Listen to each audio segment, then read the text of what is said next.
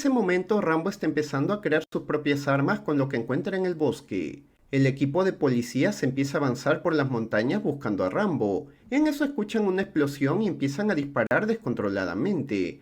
Los perros que van en su búsqueda son reducidos y su cuidador herido. Los policías le aplican un torniquete al hombre y siguen avanzando. Después de separarse, Mitch es sorprendido por Rambo y herido en una pierna. Los demás lo escuchan y van en busca de él. Mientras avanzan, otro policía es sorprendido y también lastimado.